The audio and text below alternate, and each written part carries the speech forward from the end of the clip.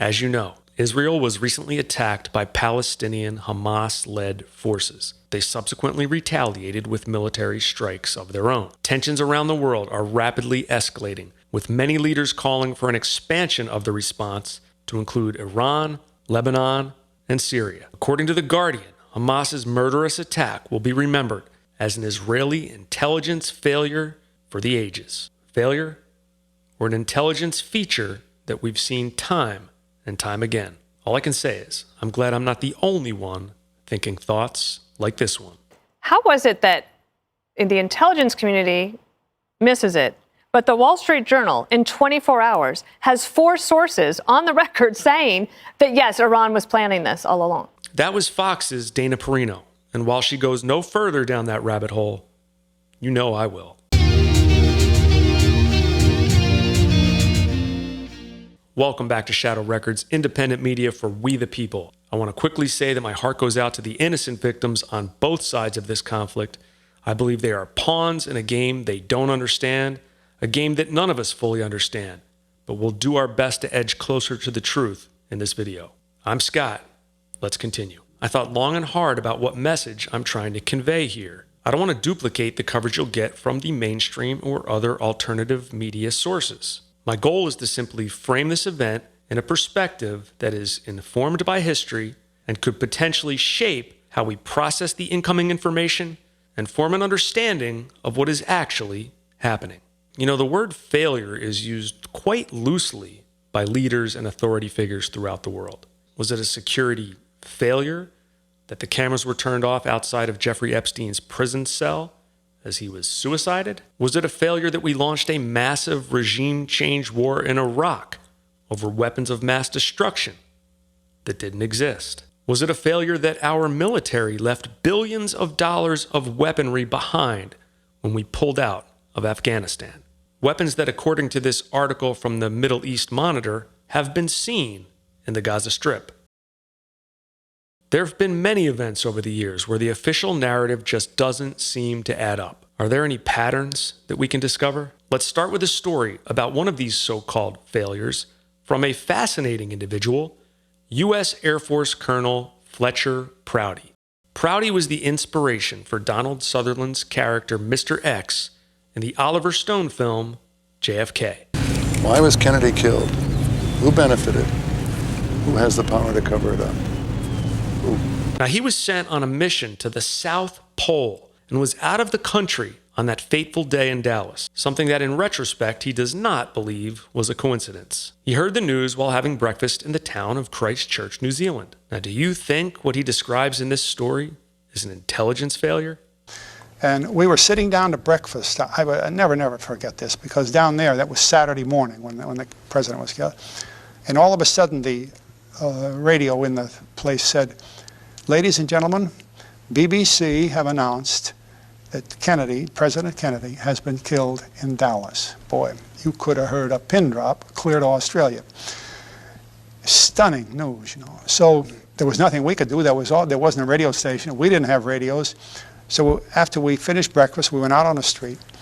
A few hours later, I was able to buy a newspaper, the Christchurch Star, which I still have, which was in the movie, by the way. Jeff, remember Sutherland? Right, I do, sure, yeah. And I looked at the paper, at the terrible news, and of course had nothing else to balance it against except some of my own experience. I had worked on the business of presidential protection. You know, the military is trained in presidential protection. I had gone to Mexico City, for example, with Eisenhower when he went there in 56 or 57 and so on. I was familiar with it. And at times I had to call certain units to be in certain places to provide extra support to the Secret Service. So we were looking at the paper, and up in the corner is a picture of this building where the man that shot the president was alleged to have hidden, called the Texas School Book Depository Building. And as I looked, I saw the windows were open. And I turned to Congressman, I said, "Pete, something's wrong. We don't allow that. The windows would be sealed. If the military were there, if the Secret Service was there, those windows would be sealed." Prouty began his military career before the U.S. entered World War II. He worked his way up to colonel, and at the time of the assassination, was serving as Chief of Special Operations for the Joint Chiefs of Staff under President John F. Kennedy. Not long after Kennedy's death, he became disillusioned with our leadership, retired his post, and wrote the following book.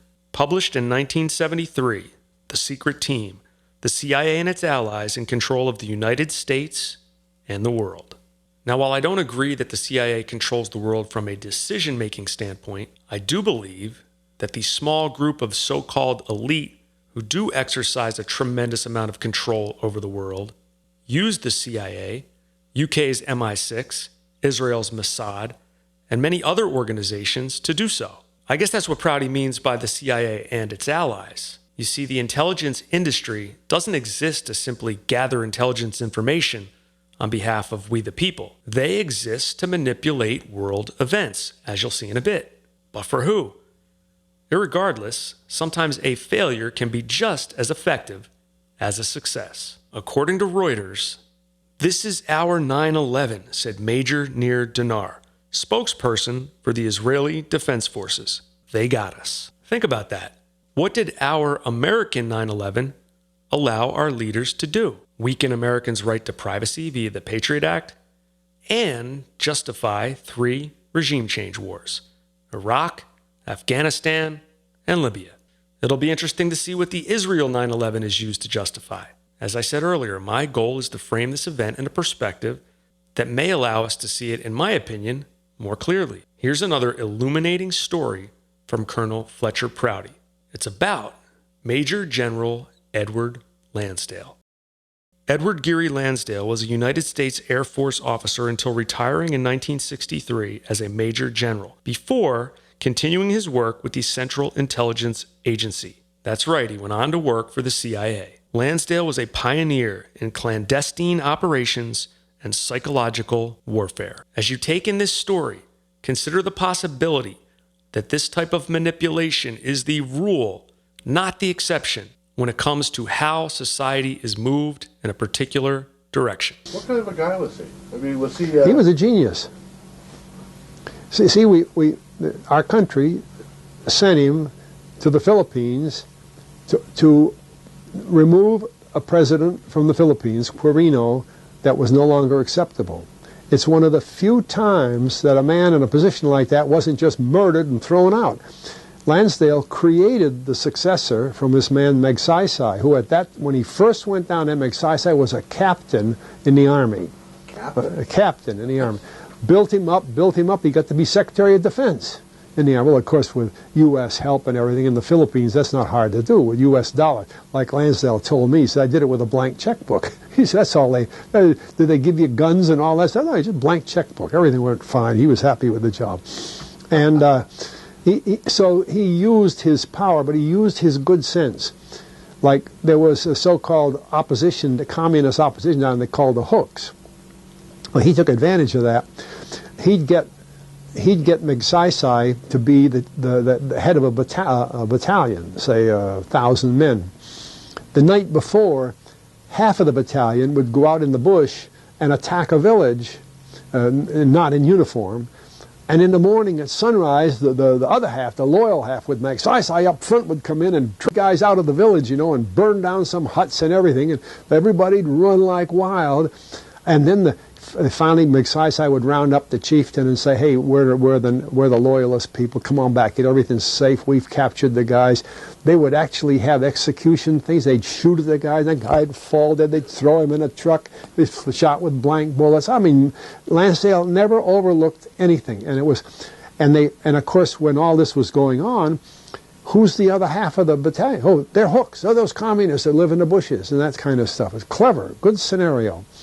And he kept doing that enough times so that the people that had never bothered to vote before and all that kind of stuff up in the bush, thought this Magsaysay is just wonderful guy, see? And the way he did it, when they counted the votes, Magsaysay had so many votes, he just swamped Quirino. And Quirino left because of a vote, not because of a bullet. Now, the concept of a false flag attack is nothing new. We saw evidence that our leaders will entertain such tactics in the declassified Operation Northwoods documents. Various Defense Department leaders were proposing attacks on Americans under the false flag of Cuba to justify a war with Cuba. Fortunately, Kennedy rejected the idea. We know how that worked out. Now you may be thinking, this can't be a false flag attack. Hamas leadership has taken credit, right? Yes, but are we really sure we know who Hamas leadership works for? You know, Hamas, if you look at the history, you'll find out that Hamas was encouraged and really started by Israel because they wanted Hamas to counteract Yasser Arafat. And you say, well, yeah, that was better then and served its purpose, but we didn't want Hamas to do this. So then we as Americans say, well, we have such a good system, we're going to impose this on the world. We're going to invade Iraq and teach people how to be Democrats. We want free elections. So we encourage the Palestinians to have a free election. They do, and they elect Hamas. So we first, indirectly and directly through Israel, help establish Hamas. Then we have election. Then Hamas becomes dominant, so we have to kill them. So the formation of Hamas was actually aided and encouraged by Israel as well as the United States in order to counterbalance the more moderate PLO. Palestinian Liberation Organization. Now, we're supposed to believe that Hamas has gone rogue. It's certainly possible, but can we be sure? Now, I'm not talking about the average Hamas soldier. I'm talking about the upper echelon of their leadership. How could we know? I believe we've seen many variations of the false flag theme throughout history. You could stage an attack, as Lansdale did. You could allow an attack from an actual or controlled enemy to occur. Intelligence failure. You could frighten the public with dire warnings of a hypothetical future attack, like they did with the Saddam Hussein weapons of mass destruction story. And finally, you can combine any of these with other tactics we haven't even thought of. Now, could this recent attack have been the result of a legitimate intelligence failure? Hard to say, but I'm more than a little skeptical. Israeli intelligence is known for being one of the best in the world, and they collaborate closely with American intelligence. The opposing force is not nearly as sophisticated. Seems like an awfully big miss when your neighbor's stated goal is your destruction. Perhaps you're thinking, but why? Who benefits? There is an obscene amount of money and power to be gained from war, especially a regime change war, where you get to install a puppet government and gain all sorts of access and control over the country's resources. Perhaps those who reap the spoils from Afghanistan, Iraq, and Libya are looking for another taste. Iran, Syria, maybe even Russia.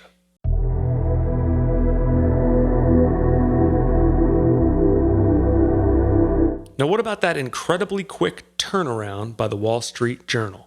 Who knows? Maybe they have Hamas leaders on speed dial. But let's turn to Colonel Fletcher Prouty one more time for insight into what is certainly not an unprecedented phenomenon. Then down in the lower corner of the paper, very interestingly, it gave the whole biographical story of this young man, Lee Harvey Oswald. And of course, we read every word of it, inside the thing, and a whole bunch of it on the inside page, plus a picture of Oswald in a nice business suit, white shirt on, necktie on. Have you ever seen a picture of Oswald dressed like that? When I got back to the States, I kept looking through newspapers everywhere to find a picture of Oswald in a business suit, but that's what had been sent by radio photo somehow to the newspapers around the world before the police in Dallas had arraigned him. I took that paper home, and through my resources in the Joint Chiefs of Staff, I made phone calls and checked things out. That information that appeared in that paper about Oswald's biography and everything, all of that part of it, had been written and sent before the police in Dallas had arraigned the man. How could a reporter be working on just some 24-year-old boy and have the story all ready to go if he didn't know from the police who they had charged with the crime? So ever since then, I've been building up more and more information to see these things that were manufactured as a cover story. And we've seen this before, especially related to events where the official narrative is in question. After 9/11, a BBC journalist reported the collapse of Building 7 a half hour before it actually collapsed. Pretty fast, huh? Let's suppose for a moment that these are manipulated events. It would probably be very beneficial to get the preferred story in the minds of the public as quickly as possible. Sometimes a little too quickly. Now, I could go on about this topic for hours, but I think I'll wrap it up there. That's how I see it, my friends. Please leave a comment. I'd love to get your thoughts. Hit the like button if you've enjoyed the content. Consider subscribing to the channel. Share the video if you think it's valuable. See you soon.